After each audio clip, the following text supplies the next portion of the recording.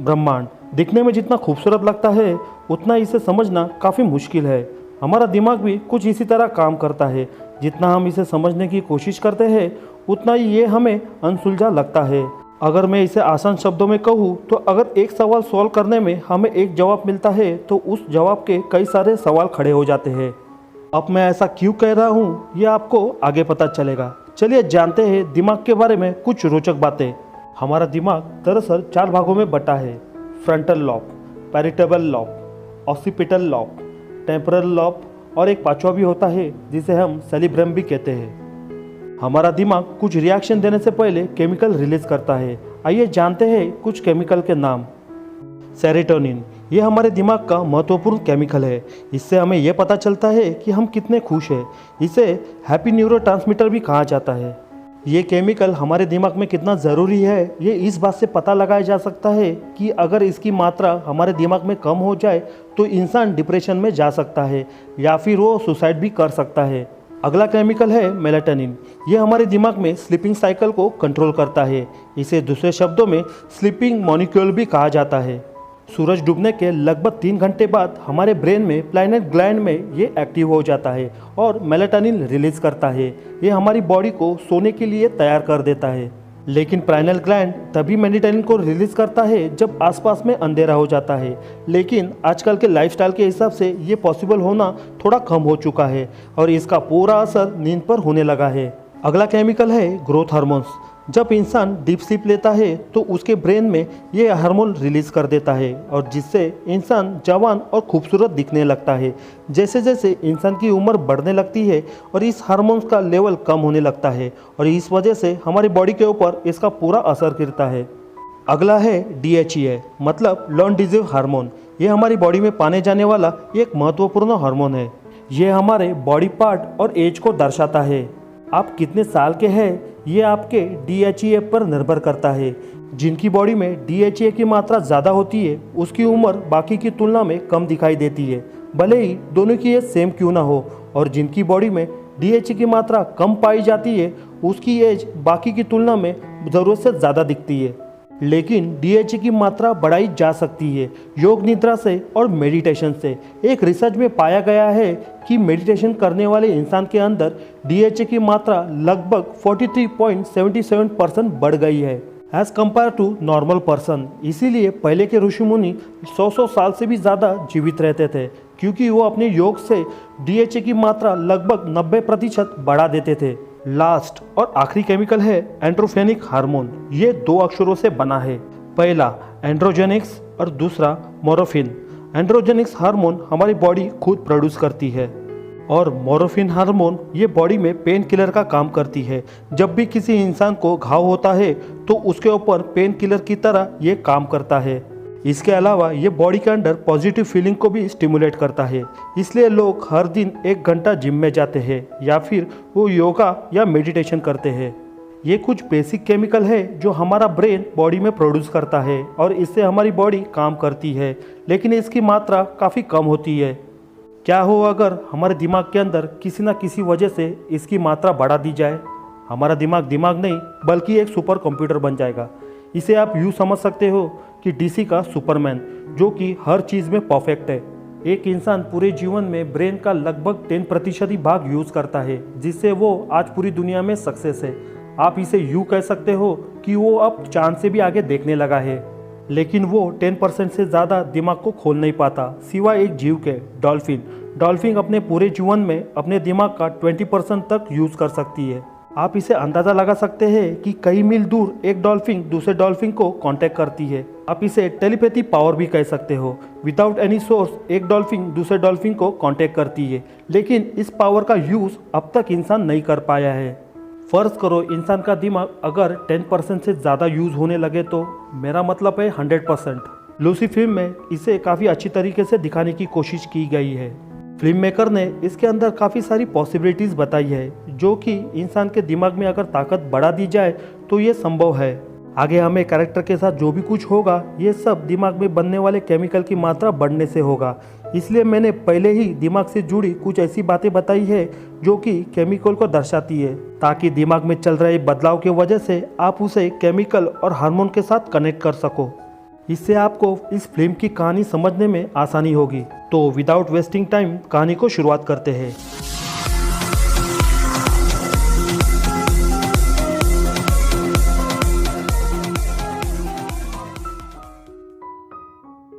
इस फिल्म को नेचर और ह्यूमन के रिलेशन को ध्यान में रखते हुए बनाया गया है। जैसे कोई जानवर अपने शिकार का शिकार करना चाहता है, वो उसके लिए पहले अपने कदम जमा लेता है ताकि उस शिकार का बचने का कोई मौका ना मिल सके। थोड़ी मुश्किल और आसानी को मिलाकर वो शिकार कर सके। लेकिन दूसरी तरफ ये ठीक उल्टा होता है। वो ये सोचने में अपना समय गंवाता है कि अगर मुझ पर हमला हुआ, जो कि होने वाला है, तो मुझे बचने का कौन सा मौका मिल सकता है। वो दूर से ही अपने लिए एक रास्ता तय कर लेता है। वो अपनी नज़र शिकारी पर और चारों तरफ गड़ाए रखता है। इस कहानी में लूसी नाम की एक लड़की होती है। इसे आप शिकार समझ सकते हो। वो अपने बॉयफ्रेंड के साथ बात कर रही होती है, जो कि हाल ही में उसको मिला होता है और उसका नाम होता है रिचर्ड। रिचर्ड उसे बैग देने की कोशिश करता है, जिसके लिए वो काफ़ी सारी मिन्नतें करता है। वो कहता है कि तुम इस बैग को होटल के अंदर लेकर जाना है और मिस्टर जॉन्ग के हाथ में दे देना है। लूसी उसे पूछती है कि तुम खुद क्यों नहीं जाते। तभी रिचर्ड उसे कहता है कि यहाँ पर मैं कई बार आ चुका हूँ, इसलिए मुझे कोई भी पहचान सकता है। लूसी उसे पूछती है कि इसमें है क्या। तभी वो उसे कहता है कि इसके अंदर उन लोगों के कुछ ज़रूरत के कागजात हैं, जो कि हमें उनके तलब पहुँचाना है, और इस काम के लिए मुझे $1000 मिलने वाले हैं। मैं तुम्हें $500 देता हूँ। लेकिन लूसी इस काम के लिए वो मना करती है। तभी रिचर्ड उसकी नज़र चुराकर उस बैग में लगी हथकड़ी उसके हाथ में बांध देता है। इससे हमें ये पता चलता है कि रिचर्ड एक धोखेबाज आदमी है, जो कि लूसी का काफ़ी अच्छी तरह से फ़ायदा उठाना चाहता है। रिचर्ड उसे कहता है कि इस हथकड़ी की चाबी मिस्टर जॉन्ग के पास है और तुम्हें इस बैग को लेकर उनके पास जाना है और वही तुम्हें इस बैग से आज़ाद कर सकते हैं। तभी मजबूरन लूसी को उस होटल में जाना पड़ता है। वहाँ मिस्टर जॉन्ग के कुछ आदमी आते हैं और बिना कुछ सोचे समझे रिचर्ड को शूट कर देते हैं और लूसी को पकड़कर होटल में ले जाते हैं। फिर हमें मिस्टर जॉन्ग दिखाया जाता है। आप इसे शिकारी समझ सकते हो। मिस्टर जॉन्ग के आदमी उनकी ही लैंग्वेज में उनसे कहते हैं, रिचर्ड ने इस लड़की के हाथ में बैग दिया था, इसलिए हमने उसे मार दिया। लूसी काफ़ी रिक्वेस्ट करती है और मिन्नतें भी करती है, लेकिन उसकी लैंग्वेज उन लोगों को समझ नहीं आती। दरअसल वो लोग कोरियन होते हैं और वो कोरियन के सिवा इंग्लिश नहीं समझ सकते। इसीलिए मिस्टर जॉन्ग अपने ट्रांसलेटर को कॉल करता है और उसे बीच में लेकर लूसी से बात करता है। उसके बाद लूसी अपनी लैंग्वेज में यानी इंग्लिश में उनसे बात करती है और ट्रांसलेटर उन्हें कोरियन में उसे समझाता है। दोस्तों, यहाँ पर मैं एक कहना चाहता हूँ, मिस्टर जॉन्ग का ओरिजिनल नेम है चॉमिंग सिंह और ये काफ़ी अच्छे एक्टर हैं।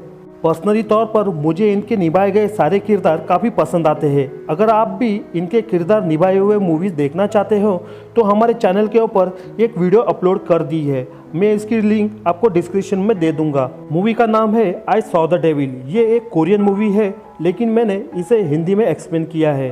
अगर आप चाहो तो इस वीडियो को खत्म होने के बाद उस मूवी का हिंदी में एक्सप्लेनेशन देख सकते हो। आगे मिस्टर जॉन्ग उस बैग को खोलने के लिए एक नंबर लिख के देता है और वो उसे कहता है कि इस बैग को खोलो। तभी वो लोग सभी रूम के बाहर चले जाते हैं। लूसी उन्हें पूछती है कि इसमें है क्या। तभी वो ट्रांसलेटर उसे ये कहता है कि इसके अंदर कुछ भी विस्फोटक नहीं है, बस हम रिचर्ड पे भरोसा नहीं करते। लेकिन लूसी डर के मारे उस बैग को खोलने के लिए मना करती है, लेकिन उसे जब प्रेशराइज होता है तो मजबूरन उसे उस बैग को खोलना पड़ता है। बैग खोलने के बाद पता चलता है कि उसके अंदर 4 ब्लू कलर के पाउच होते हैं। उसके अंदर कुछ विस्फोटक नहीं है। ये तसल्ली होने के बाद मिस्टर जॉन्ग अंदर आ जाता है और उसके बाद वो उसे एक जॉब के लिए ऑफर करता है, लेकिन लूसी इसके लिए वो मना करती है। ये सुनते ही मिस्टर जॉन्ग का आदमी उसे एक पंच मारकर बेहोश कर देता है। कुछ घंटे बाद लूसी को जब होश आ जाता है तब उसे पता चलता है कि मेरे पेट का ऑपरेशन हुआ है। वो डर जाती है। उसे ये लगता है कि मेरे बॉडी पार्ट के कुछ ऑर्गन निकाल लिए गए हैं। तभी मिस्टर जॉन्ग का वहाँ पर एक डॉक्टर आ जाता है और उसके साथ 3 बाकी के लोग भी आ जाते हैं। उन तीनों का भी लूसी की तरह ही ऑपरेशन किया होता है। फिर उन्हें यह पता चलता है कि उनके पेट के अंदर CPH4 डाला है। ये एक ऐसा ड्रग है जो औरत के पेट में होता है। जब भी औरत प्रेग्नेंट होती है तब ये ड्रग उनके बॉडी में पाया जाता है, लेकिन वो कुछ मात्रा में होता है और इसका यूज़ माँ के गर्भ में बच्चे को डेवलप करने के लिए होता है। उसके बाद उन चारों को पासपोर्ट और टिकट दिया जाता है और उन्हें ये कहा जाता है कि आपको इस पते पर जाकर इस पार्सल को दे देना है। वो लोग आपका एक ऑपरेशन करेंगे, वो अपना पार्सल ले लेंगे, उसके बाद आप फ्री हो जाओगे। आगे हमें बड़े से हॉल में कई सारे स्टूडेंट और विशेषज्ञ बैठे हुए होते हैं और वहाँ पर ब्रेन और जीवन से जुड़ी कुछ रोचक और इम्पोर्टेंस बातें चल रही होती है और उन सभी को एक्सप्लेन करने वाले प्रोफेसर सैम होते हैं।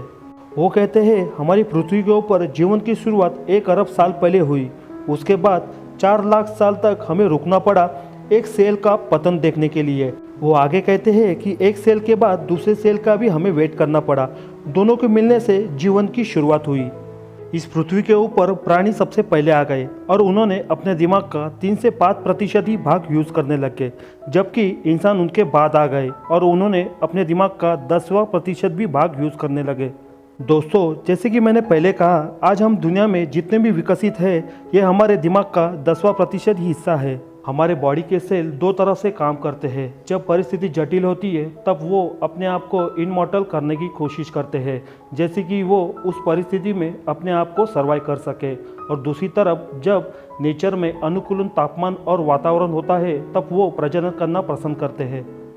इसका फ़ायदा ये होता है कि जितना भी उसने ज्ञान विकसित किया है वो आगे फॉरवर्ड करता है और इसी से जीवन और नेचर चलता है, या तो आप यूँ समझो कि सृष्टि चलती है। प्रोफेसर आगे कहते हैं अगर हम हमारे दिमाग का 20% भाग अगर इस्तेमाल करना शुरू कर दें तो सबसे पहले हम हमारे बॉडी के ऊपर कंट्रोल पा लेंगे। यूनानी और मिस्र जैसी विकसित सभ्यता को न्यूरॉन के बारे में काफ़ी अच्छा ज्ञान था, जबकि उस वक्त माइक्रोस्कोपी का इजाद भी नहीं हुआ था। हमारे शरीर में 100 बिलियन से भी ज़्यादा न्यूरॉन्स है और उसमें से 50% न्यूरॉन्स ही एक्टिवेटेड है। हमारे शरीर में इतने सारे नर्व्स हैं कि जितने सारे गैलेक्सी में तारे होते हैं, शायद उससे कहीं ज़्यादा। जैसे जैसे हमारे दिमाग की क्षमता बढ़ती जाएगी, यानी कि दिमाग की क्षमता 40% से ऊपर चली जाएगी, हम चीज़ों को कंट्रोल करना शुरू कर देंगे।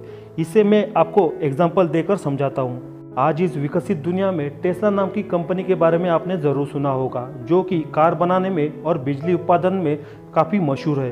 उनकी कारों में कई तरह के फीचर्स है और उसमें ऑटो पायलट नाम का भी एक ऑप्शन है और वो अपने हिसाब से स्पीड को कम ज़्यादा कर सकती है। सिर्फ एक डिवाइस से सेंसर को एक्टिवेट कर कर वो अपने हिसाब से स्पीड को कम ज़्यादा कर सकती है। और उसमें कई सारे ऐसे और फीचर्स है जिसके बारे में अगर मैं बोलना शुरू कर दूँ तो ये वीडियो काफ़ी लंबी हो जाएगी। मेरा कहने का मतलब ये है कि एक डिवाइस से कार को कंट्रोल किया जा सकता है, वो भी बिना उसे छुए।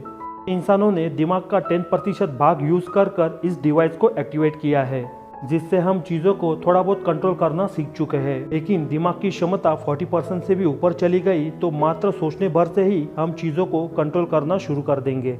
तभी उस क्राउड में से एक स्टूडेंट खड़ा होता है और वो प्रोफेसर को सवाल पूछता है कि क्या हो अगर हमारे दिमाग की क्षमता 40% से भी ज़्यादा यानी 100% हो जाए तो क्या होगा। उसके सवाल का जवाब देते हुए प्रोफेसर ये कहते हैं कि आप अंदाज़ा नहीं लगा सकते कि हमारा दिमाग क्या क्या कर सकता है, शायद मैं भी ना बता पाऊँ। दूसरी तरफ हमें लूसी दिखाई जाती है और उसके सर पे से कपड़ा हटाया जाता है। तब हमें पता चलता है कि लूसी अब किडनैप हो चुकी है और उसे किडनैप करने वाले और कोई नहीं कोरियंस किडनैपर होते हैं।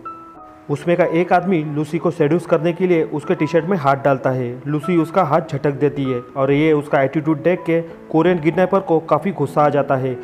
वो आदमी बुरी तरह से उसके पेट के ऊपर लात मारता है और मारते मारते वो वहाँ से चला जाता है।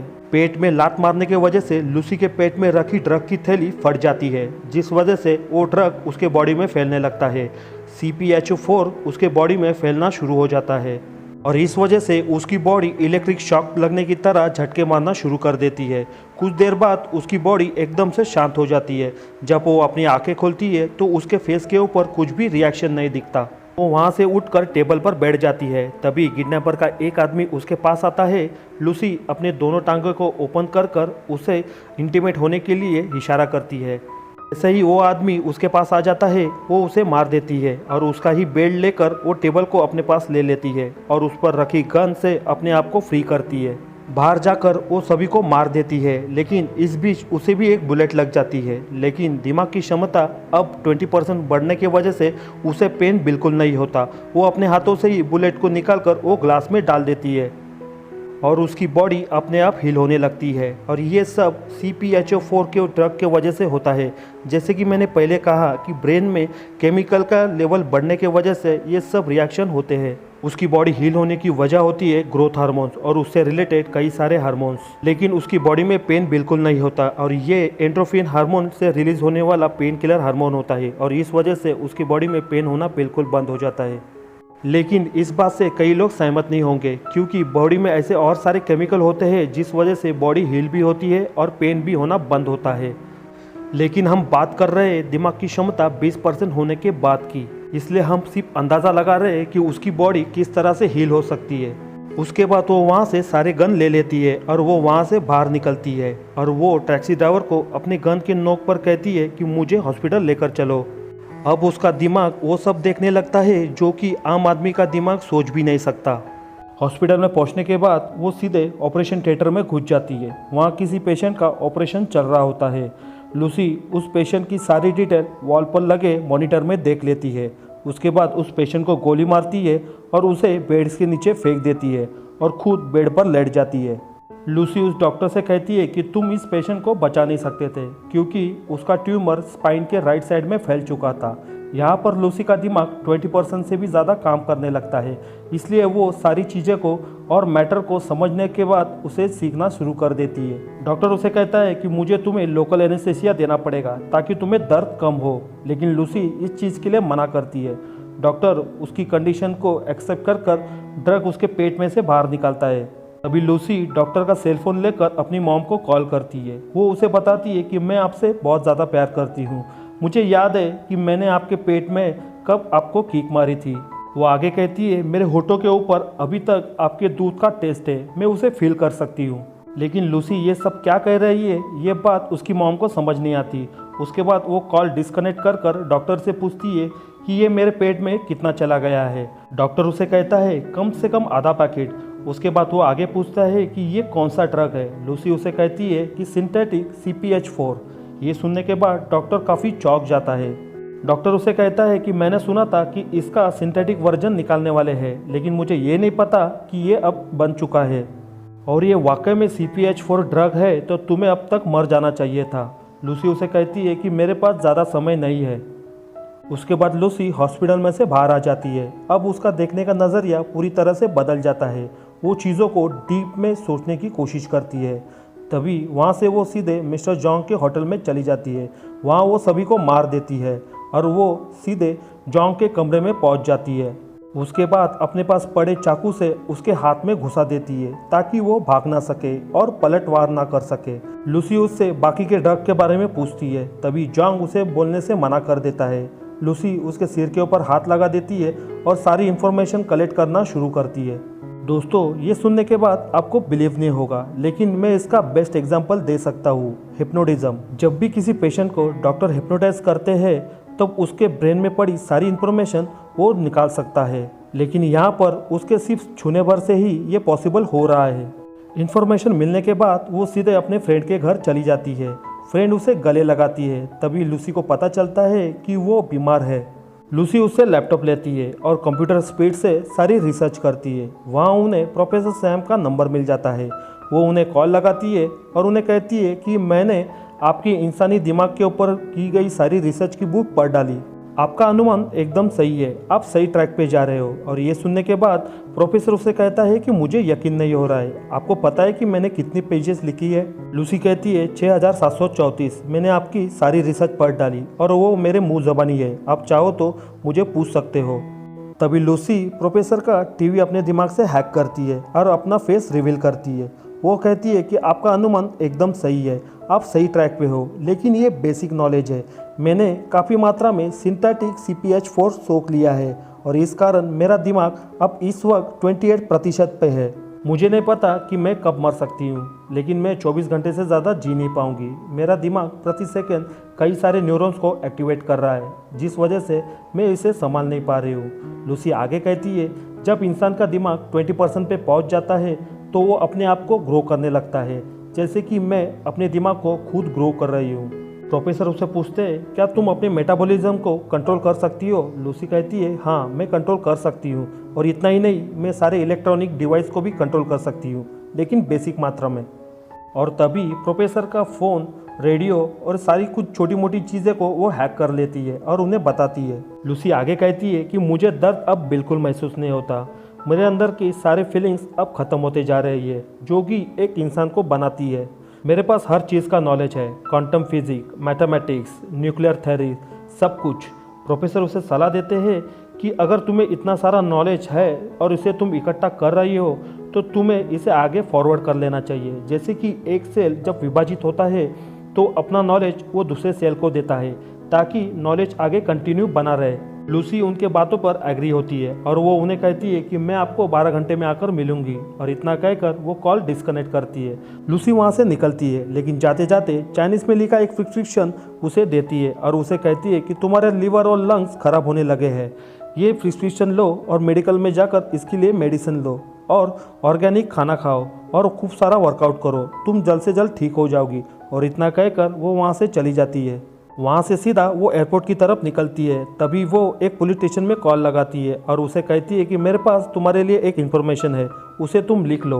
और यहाँ पर लूसी का दिमाग 30% से ज़्यादा काम करने लगता है और यहाँ पर लूसी अपने आप को चेंज करना सीख जाती है। इसका बेस्ट एग्जाम्पल है कि गिरगिट, जो कि अपना रंग बदलता है। लूसी उसे पता देती है और उसके कंप्यूटर हैक कर कर उनके फ़ोटो भेजती है और कहती है कि उनके पेट में से ये ड्रग को बाहर निकालना, ये बहुत पावरफुल है, तो संभल कर निकालना और अपने पास रखना, मुझे इसकी ज़रूरत पड़ेगी। इतना बोलकर वो कॉल डिस्कनेक्ट कर देती है। लूसी के बताए गए इन्फॉर्मेशन के हिसाब से सभी को पकड़ लिया जाता है। उसके बाद लूसी प्लेन में बैठ जाती है और दोनों हाथों से दोनों लैपटॉप को इलेक्ट्रिक स्पीड से चलाती है। उसके बाद वो एक शैम्पेन ऑर्डर करती है और इस वक्त उसके दिमाग की क्षमता 40% पर होती है। जैसे ही वो शैम्पेन का एक सिप पी लेती है, उसके बॉडी के सेल पार्टिकल में कन्वर्ट होना शुरू हो जाते हैं। ये देखकर लूसी काफ़ी डर जाती है। वो जैसे तैसे कर कर वॉशरूम में चली जाती है और अपने पास बचा कुचा सारा ड्रग्स वो सोख लेती है। जैसे कि मैंने पहले कहा, सेल को अनुमान तापमान या फिर जटिल अवस्था में होता है तो वो अपने आप को इनमॉर्टल करना शुरू कर देता है। लूसी के केस में भी सेम यही होता है। उसके लिए शैम्पेन ये पॉइजन का काम करता है, इसलिए सेल अपने आप को इनमॉर्टल करना शुरू कर देते हैं। उसके बाद वो बच्चा कुचा CPH4 फिर से सोख लेती है तो उसके बॉडी में फिर से एंटीडोट का काम करता है, लेकिन इस बार उसकी बॉडी ज़्यादा मात्रा में CPH4 लेती है और इस वजह से उसकी बॉडी ब्लास्ट हो जाती है। यहाँ पे उसकी दिमाग की क्षमता 50% पे चली जाती है। वो जब अपनी आँख खोलती है तो वो अपने आप को हॉस्पिटल में पाती है। उसे देखकर एक नर्स पुलिस और डॉक्टर को कहती है कि उसे अब होश आ चुका है। पुलिस उसे अरेस्ट करने आगे बढ़ती है। लूसी अपने दिमाग का पावर का यूज़ कर कर सभी को बेहोश कर देती है। लूसी उस पुलिस वाले को पूछती है कि तुम्हें सारे पैकेट मिल चुके होंगे। पुलिस वाला कहता है हाँ, मुझे सारे पैकेट मिल चुके हैं और वो मेरे पास सेफ़ है। लूसी उसे कहती है कि वो तुम्हारे पास नहीं बल्कि मेरे पास सेफ रहेंगे। वो दोनों कार में बैठते हैं और कुछ दूर आने के बाद लूसी अपनी पावर का यूज़ कर कर इलेक्ट्रॉनिक वेव्स को पकड़कर मिस्टर जोंग की कॉल को वो ट्रेस करती है और वो अपने कार के रेडियो में ट्रांसफ़र करती है और वो सुनती है कि मिस्टर जोंग और उसके आदमी के बीच में क्या बात चल रही है। लूसी कार ड्राइव करना चाहती है ताकि वो समय पे पहुंच सके, लेकिन लूसी से पहले मिस्टर जोंग के आदमी वहां पर पहुंच जाते हैं जहां 3 आदमी को रखा होता है। वो लोग तीनों को मारकर उनके पेट में से ड्रग के पैकेट निकालने की कोशिश करते हैं। तभी सही समय पे लूसी पहुंच जाती है और यहाँ लूसी की दिमाग की क्षमता 60% पे पहुंच जाती है। लूसी को वहाँ पर देख मिस्टर जोंग के आदमी उसे मारने के लिए आगे बढ़ते हैं, लेकिन लूसी अपने पावर का यूज़ करती है और सभी को सीलिंग पे चिपका देती है। उसके बाद वो तीनों पैकेट लेकर वो वहाँ से निकलते हैं और वो प्रोफेसर को मिलने लैब में पहुँच जाती है जहाँ दुनिया के टॉप न्यूरोसर्जन से लेकर कई सारे वैज्ञानिक वहाँ पर मौजूद होते हैं। लूसी सभी को समझाना शुरू कर देती है। तभी उसे पता चलता है कि मिस्टर जोंग के आदमी अंदर आने की कोशिश कर रहे हैं। तभी वो ऑफिसर को कहती है कि यहाँ पे पुलिस फोर्स बढ़ा दो क्योंकि मुझे यहाँ पे फोकस करना है। और लूसी सभी को समझाना शुरू कर देती है। तभी वो कहते कहते वो ये बोलती है कि मैं एक ऐसा कंप्यूटर बनाऊंगी जिसके अंदर मैं सारा नॉलेज को अपलोड कर दूंगी और वो आपको दे दूंगी और उसे समझने के लिए मैं आपको एक रास्ता भी बताऊंगी। तभी लूसी उन्हें कहती है कि दिमाग की क्षमता को मुझे बढ़ाने के लिए बाकी का सारा ड्रग अपने अंदर अपलोड करना होगा और वो वैसे ही करते हैं। लूसी के कहे अनुसार सारा बॉडी में ड्रग डालने के लिए उसे इंजेक्ट करते हैं। दूसरी तरफ मिस्टर जोंग और उसके आदमी सभी लोगों को मारकर लूसी की तरफ आगे बढ़ते हैं और यहाँ लूसी अपने पावर का यूज़ करके सारा ड्रग अपने अंदर सोख लेती है। अब उसके दिमाग की क्षमता 90% हो जाती है। लूसी अपनी बॉडी के ऊपर कंट्रोल पाने की कोशिश करती है। तभी उसके बॉडी में से एक मेटल बाहर निकलता है और वो आसपास के सभी मेटल को और एनर्जी को अपने अंदर समाना शुरू कर देती है ताकि वो एक बड़ा सा कंप्यूटर बना सके। उसके बाद लूसी अपने दिमाग की ताकत से कई जगह जाती है और वहाँ पर वो समय को धीमा और फास्ट कर कर अलग अलग समय पर पहुँच जाती है। उसके बाद वो एक जगह रुकती है और समय को फास्ट करती है और वो फ्यूचर में पहुँच जाती है। उसके बाद समय को रिवर्स करते करते वो उस टाइम पहुंच जाती है जब इंसान का एवोल्यूशन हुआ था। वहाँ पर वो दुनिया के पहले इंसान से मिलती है और वो एक फीमेल होती है और उसका नाम लकीली लूसी होता है। उसके बाद वो समय में और पीछे चली जाती है। अब वो उस समय पहुँच जाती है जब बिग बैंग हुआ था और ऐसा करते करते वो उस समय पहुँच जाती है जब पृथ्वी एक आग का गोला था। ऐसा करते करते लूसी की दिमाग की क्षमता अब 99% पे पहुँच जाती है और वो खुद को एक मेटल में कन्वर्ट करना शुरू कर देती है। मिस्टर जोंग पीछे से आता है और उसे गोली मारने की कोशिश करता है। तब उसकी दिमाग की क्षमता 100% पे चली जाती है और वो अचानक से गायब हो जाती है। पीछे से ऑफिसर आता है और मिस्टर जोंग को गोली मारकर उसे मार देता है। ऑफिसर डॉक्टर को पूछता है कि वो कहाँ चली गई। तभी उसे एक मोबाइल पर टेक्स्ट मैसेज आता है और उसमें लिखा होता है कि आई एम एवरीवेयर। और इसी के साथ इस मूवी की कहानी यहीं पर ख़त्म हो जाती है। अब दोस्तों, यहाँ पर कई लोगों को ये लगता है कि लूसी यहाँ पे मर चुकी है, लेकिन ऐसा नहीं है। वो पार्टिकल में कन्वर्ट होकर वो एक सेल बन जाती है और वो हर जगह फैल जाती है। इसका मतलब ये है कि साइंस कभी मरता नहीं। यहाँ पर मैं ये कहना चाहता हूँ, फ्यूचर में जितने भी टेक्नोलॉजी आएगी उन सभी में लूसी होगी, क्योंकि वो अपने दिमाग की क्षमता 100% कर कर वो पास्ट फ्यूचर प्रेजेंट बन चुकी है। इसीलिए वो पुलिस ऑफिसर को एक टेक्स्ट मैसेज करती है और वो उसमें ये कहती है आई एम एवरीवेयर, यानी कि मैं हर जगह हूँ। आशा करता हूँ आपको लूसी मूवी का एक्सप्लेनेशन अच्छा लगा होगा। वीडियो अगर पसंद आया तो प्लीज़ इसे लाइक करना और चैनल को सब्सक्राइब कर लेना। अगर आपका इस वीडियो के बारे में कुछ और सजेशन हो तो मुझे कमेंट बॉक्स में ज़रूर बताना। मैं कोशिश करूँगा आपके सवालों के जवाब देने का। वीडियो अगर पसंद आया हो हमारे चैनल को सब्सक्राइब करना, बेल आइकन प्रेस करना, साथ ही लाइक, कमेंट और शेयर करना।